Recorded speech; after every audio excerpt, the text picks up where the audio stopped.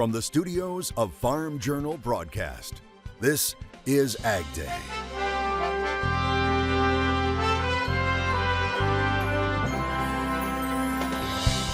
Farmers dig this holiday favorite.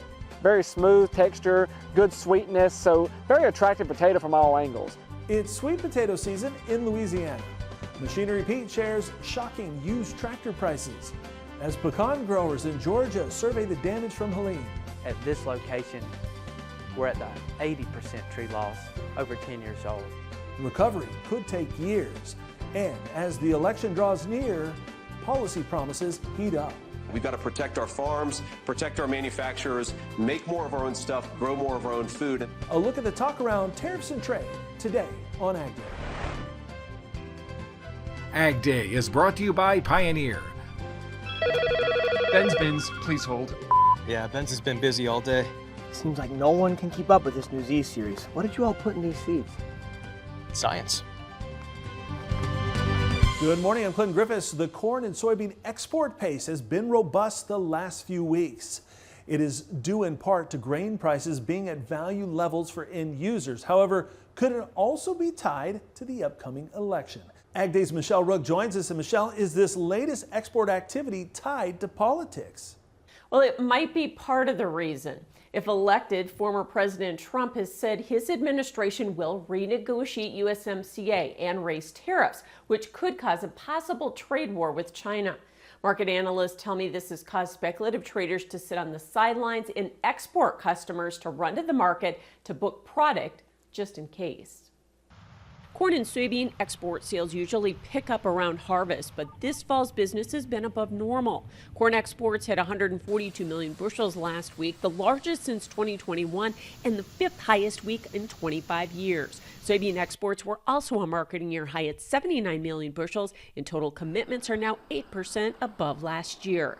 Market analysts say prices are attractive, but the uncertainty about the elections is playing a role. It makes some sense that if you're going to have some kind of a tariff fight, that you want to front load your imports. For the Trump campaign, tariffs seem like more than just talk. Really criticized the idea of using tariffs.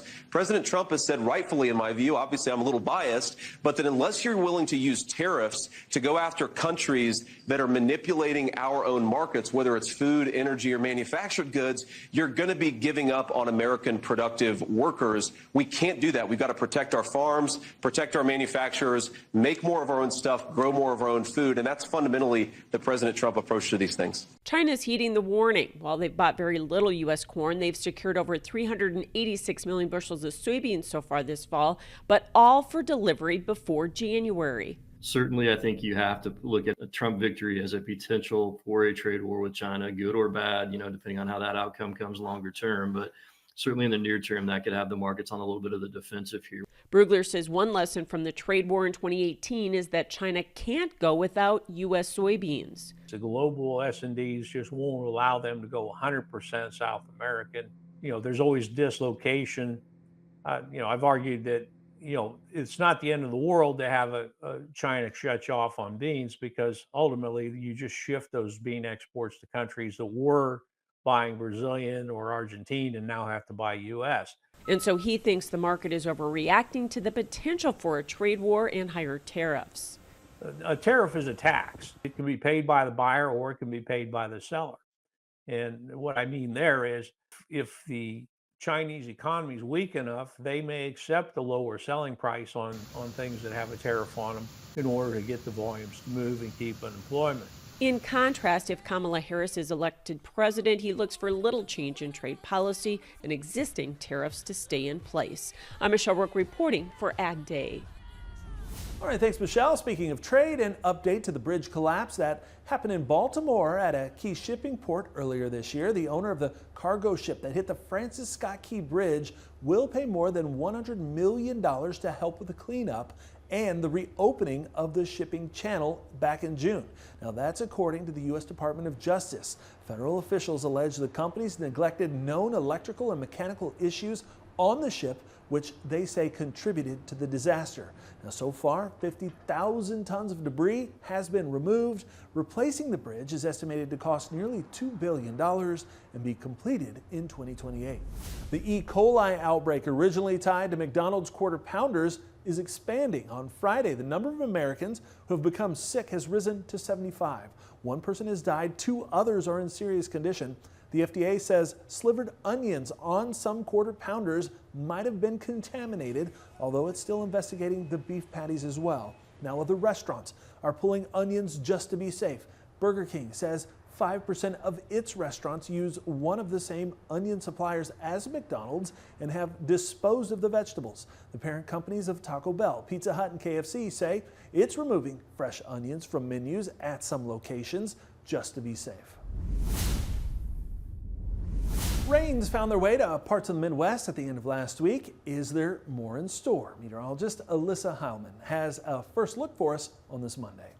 Well, let's start here with our precipitation outlook for the rest of the week, and largely dry throughout most of the United States. We're just seeing that snow in the northwestern United States and a little bit down there in Nevada and Oregon border, but largely, again, dry right now here on Monday. But as we go into Tuesday morning here, you're seeing that snow, that system, low pressure system moving further down into the southern parts of the states, into areas like Denver, Salt Lake City. Again, snow in those elevated areas and then rain in the less elevated areas. Continuing into Wednesday here, you're seeing this large line of rain that's coming over Wednesday noon, and that's across the plains and into the Midwestern states there. Again, large rain system on Wednesday, and then as we go into Thursday, which Thursday is Halloween, that system continuing to move more into the Midwest and towards the east here. So we are timing out that front just in case for Halloween, where of course that might impact trick-or-treating Halloween night. So again, that rain system moving down into some parts of the east and Midwest as we go later into Thursday for your Halloween trick-or-treat. And a big shout out from Watchtower Farms in Altamont, Illinois. They've wrapped up harvest and want to thank all the helping hands that contributed to their success. They say they are now turning their attention to tillage, waterway reconstruction, fertilizer spreading, and cleaning equipment. I'll have more on your forecast coming up. All right, thanks, Alyssa. The Southeast is still working to recover from the impact of Hurricane Helene. In Georgia, the nation's top pecan producing state with nearly 200,000 acres, a third of its production area was affected. And as John Holcomb with the Georgia Farm Monitor shows us, it's likely going to take years for production to recover. As you can see, pecan orchards like this one were almost completely leveled by winds of more than 100 miles per hour that toppled trees that producers have worked so hard to grow over the last decade and were full of this season's crop. This type of wind that occurred at this location, which is far into the state of Georgia, lower Montgomery County, was 109 miles an hour was the recording. And with a hurricane, your damage actually comes not just from the wind, but from the rain. And everybody knows we were brought so much rain. The square foot of the canopy that's extended that picks up the wind, it just blows these trees straight over. And in a hurricane, a lot of times we'll see 30% tree loss. And we think that's so bad, and 40, sometimes 50. But again, at this location, we're at the 80% tree loss over 10 years old. What makes this storm so devastating is the timing, as producers were already struggling as inputs have driven up their cost of production, as well as the fact that the industry itself was in the midst of transitioning to different, more sustainable varieties. For the industry as a whole, we were already struggling. We had the price issues with pecans the last few years, and that's been really hurt by the cost of the inputs. However, the immediate effect is not what's most concerning, as storms like this one and damage like this has a lasting impact, as producers will have no choice but to replant, and will have to wait at least 7 years for those trees to start producing. In a situation like this, if the trees are leaning just 45 degrees, 30 degrees at this age, their roots are so damaged, they won't come back and they won't be able to make a crop. In a situation like this, you don't come back with a crop next year. If you replant, which is the only option, we're not looking for a crop here until now, 7, 8, 9 years from now. Reporting in Uvalde for the Farm Monitor, I'm John Holcomb. Friday ended with a thud for crop commodity markets as red nearly covered the board. We'll discuss what to watch this week next in Markets Now. And later, used high horsepower tractor prices are falling. Machinery Pete is here to tell you how much today after weather.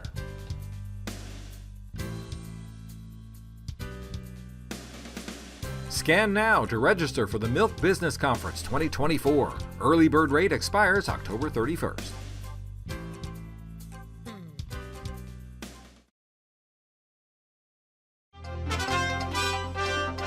It was a down day for crop commodities to end last week, with grains trending mostly lower, including double-digit losses for wheat. Michelle Rook has a closer look in Markets Now. A down day in the grains on Friday. Brian Doherty with Total Farm Marketing is back with analysis. Okay, let's talk about the pressure from Friday. Obviously, we ran up into some chart resistance. So we had some profit taking, Brian, but was there also farmers selling? Oh, there was, and there should have been. So there's a couple of things going on there. Farmers are not really interested in selling dips. We had a pretty good rally into the week, but if you're a chart watcher too, prices did two things. They went right up against the channel line resistance at a little over 423 on the December contract. Good weekly move there to make sales. And then secondly, when you look at where corn bottomed at 385 back a couple of months ago, the market that's about a 10% increase. And for whatever reason, it seems like, people take action. So they may not know it's 10%, but it was enough to make sales. A lot of farmers need to move some grain for various reasons. Some of those reasons, Michelle, are some of the contracts that they have were priced later, where they're given an opportunity to unload corn, but they need to price it within a certain window. Some of that window might be the end of October here. Some of it might be into the first few weeks of November. So was there also maybe some selling on the weather with rain chances in South America and in the Southern Plains?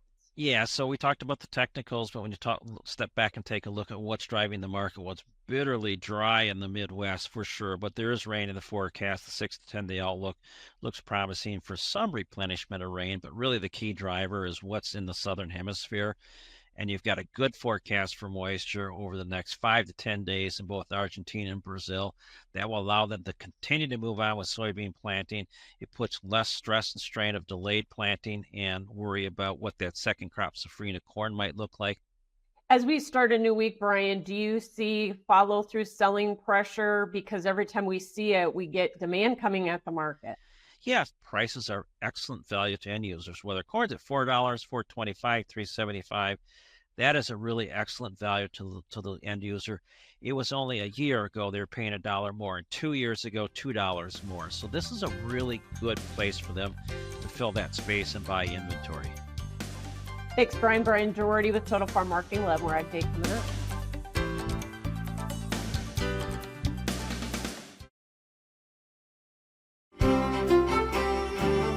Starting here with temperatures this afternoon throughout the United States, and we're seeing those warmer areas like we've been seeing throughout Texas into New Mexico, Arizona, Phoenix there 90, El Paso 91, and so is Brownsville down there in Texas. Warm in those areas, but a little bit cooler in the Midwest and definitely cooler in the Pacific Northwest up there, just 55 in Seattle and pretty impressively just 67 in Los Angeles, again because of a trough that is moving through that region. Let's go into the tomorrow morning, where we are seeing cooler temperatures again, Pacific Northwest and into some of those northwestern states.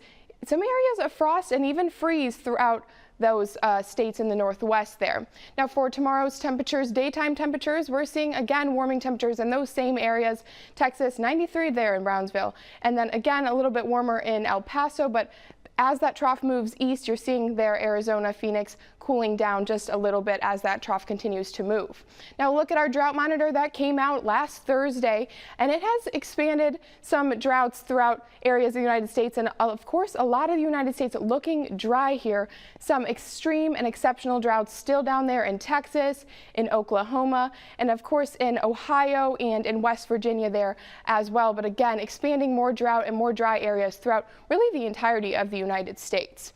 So here you're seeing that extreme and exceptional drought in Ohio, West Virginia, and then you can see down there in Oklahoma, and then of course back towards some areas of Idaho and Rapid City there in a extreme and exceptional drought as well. Let's take a look at our jet stream where you're seeing that deep trough that's making those cooler temperatures in the northwestern states, and then moving Wednesday more and more east, tries to make a cutoff low there, and then it comes back, and that's going to be what's bringing that line of showers that is possible for your Halloween trick-or-treat on Thursday. Temperature outlook for the 1st through the 7th of November, and you're seeing mostly warm temperatures on the eastern half of the United States, and then on the western half of the United States below normal temperatures in that area. And again, warmer temperatures, especially down here in the southeast United States, warm above normal temperatures in those areas. Now let's take a look at Holland, Michigan. High of 64 degrees, low of 54, mostly cloudy there.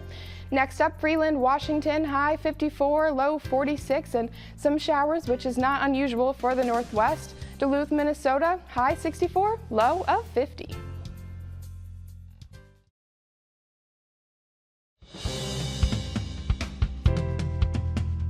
Last year, we saw records at equipment auctions. This year, prices are falling on high horsepower used tractors. Machinery Pete joins us to explain.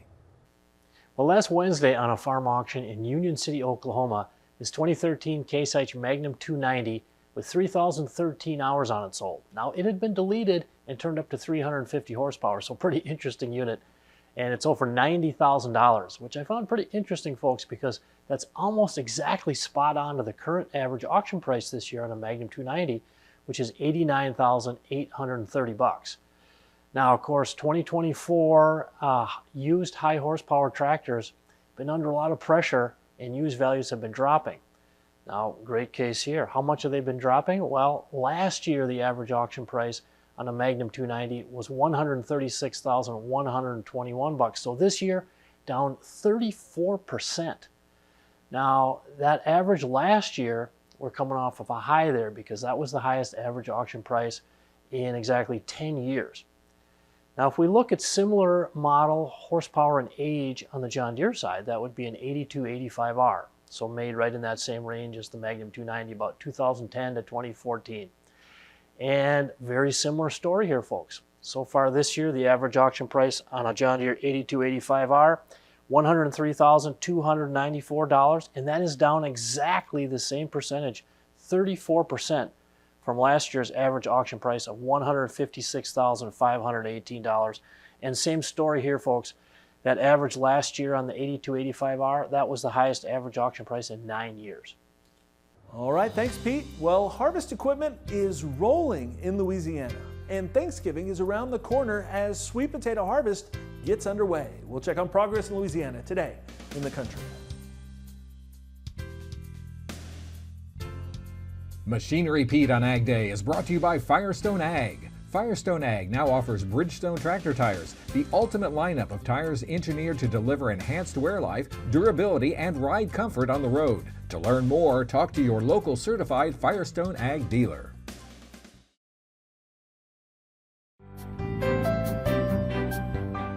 Louisiana sweet potato harvest is just past the halfway point, and as LSU Ag Center correspondent Craig Gautreaux tells us, farmers are reporting good yields and good quality. Sweet potatoes are a staple for holiday meals, and this year's crop in Louisiana is shaping up to be a good one. So far, producers are pleased with what's leaving the field and going into the shed. Statewide yields averaging about 500 to 510 bushels to the acre, and that's going to be comprising both what's going to the fresh market and what's going to the processing unit. Most agricultural commodities have had downward pressure on prices, but sweet potatoes seem to be holding their own in regard to what the market is paying. For the fresh market, we're seeing a robust price. I'm hearing upwards of $22 to $24 a box for our 40-pound boxes, with some premium varieties commanding even a higher rate than that. This year, the LSU Ag Center Sweet Potato Research Station released a new variety called the Voiles. This release has the potential to be a boost to growers in terms of production. Doing the same input practices, they're going to have between 20 to 30% more harvestable material. They can move some of that to the processing side. It looks like it's going to be a great French fry potato, as well as that they're going to be able to move the U.S. #1s to the fresh market. Having a higher yield is just one of the positive attributes of oils. It's scored very well in all our variety taste testing trials, very smooth texture, good sweetness, so very attractive potato from all angles. About 55% of Louisiana's sweet potatoes find their way to the processing market, with the rest going to the fresh market and grocery store shelves. With the LSU Ag Center, this is Craig Gotro reporting. All right, thanks, Craig, and that's all the time we have this morning. We're sure glad you tuned in. From all of us here at AgDay, I'm Clinton Griffiths. Have a great day. Have fun.